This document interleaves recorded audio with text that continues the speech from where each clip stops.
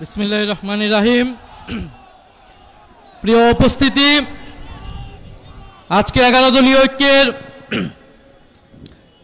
আহ্বানে আজকের এই সমাবেশে আমরা জড়ো হয়েছি বিচারের দাবিতে।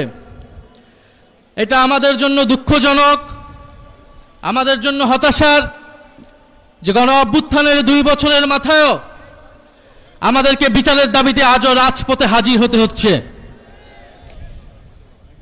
আওয়ামী লীগ বিগত 16-17 বছরে অসংখ্য গুম খুন গণহত্যা চালিয়েছে এদেশের সাধারণ মানুষের উপরে, বিরোধী দলীয় নেতাকর্মীদের উপরে। তার ফলশ্রুতিতে গণ অভ্যুত্থানের মুখে পড়ে শেখ হাসিনাকে পালিয়ে যেতে হয়েছিল দিল্লিতে। এই সরকার, নতুন সরকার গঠিত হওয়ার পরে গত 4 মাসে আইসিটিতে নতুন কোনো রায় আমরা এখন পর্যন্ত দেখি নাই। নতুন কোনো তদন্তের রিপোর্ট এখন পর্যন্ত দাখিল হয় নাই। এটা স্পষ্টত যে চিফ প্রসিকিউটরকে বসানো হয়েছে তিনি দায়িত্ব পালনে ব্যর্থ হয়েছেন। অবিলম্বে তাকে পদত্যাগ করতে হবে এবং নতুন যোগ্য দায়িত্ববান ব্যক্তিকে বসাতে হবে, যিনি ক্রাইমে আন্তর্জাতিক ট্রাইব্যুনালের মাধ্যমে বিচার নিষ্পন্ন করবেন এবং দল হিসেবে আওয়ামী লীগকে নিষিদ্ধ করার সকল ব্যবস্থা নিশ্চিত করবে। আমরা স্পষ্টভাবে বলতে চাই, গণহত্যার মাধ্যমে আওয়ামী লীগ বিচারের কাঠগড়ায় দাঁড়িয়েছে, আর সংস্কার বাস্তবায়ন না করার ফলে বিএনপি জনগণের কাঠগড়ায় দাঁড় হয়েছে। এই 2 শক্তির বিরুদ্ধে আমাদেরকে এখন সমানভাবে লড়াই চালিয়ে যেতে হবে। সংস্কার, বিচার এবং বাংলাদেশের সার্বভৌমত্ব রক্ষার জন্য 11 দলীয় ঐক্যের নেতৃত্বে আমাদের এই লড়াই সংসদ এবং সংসদের বাইরে আমরা চালিয়ে যাব। আপনারা সেটার জন্য কি প্রস্তুত রয়েছেন?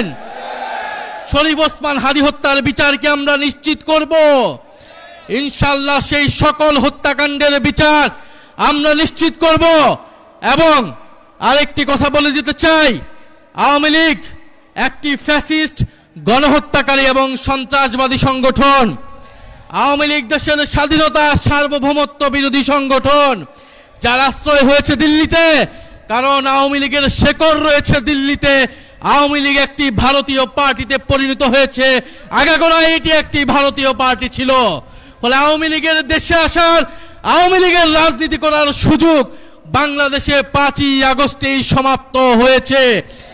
যারা সমঝোতা করছে, যারা নতুন করে স্বপ্ন দেখছে আওয়ামী লীগকে রাজনীতিতে পুনর্বাসিত করার, তাদের পরিণতি আওয়ামী লীগের মতোই হবে।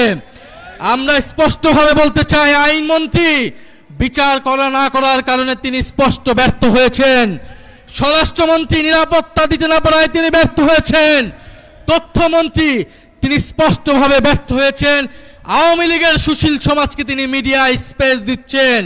এই সব কিছুই বাংলাদেশের জনগণ দেখছে। আমরা আজকে এই সমাবেশ থেকে বলতে চাই, জুলাই গণহত্যা সহ, শাপলা হত্যাকাণ্ড সহ, পিলখানা হত্যাকাণ্ড সহ সকল গুম খুন এবং শরীফ ওসমান হাদী হত্যাকাণ্ডের বিচার অবিলম্বে নিশ্চিত করতে হবে। বিচার যদি নিশ্চিত না করা হয়, এই সরকার কোনোভাবেই 5 বছরের মেয়াদ সম্পূর্ণ করতে পারবে না। ফলে ওসমান হাদীর ভাষায় বলতে চাই, আমরা জান দিব কিন্তু জুলাই দিব না। ইনশাআল্লাহ জুলাইয়ের বিজয় হবে। আসসালামু আলাইকুম।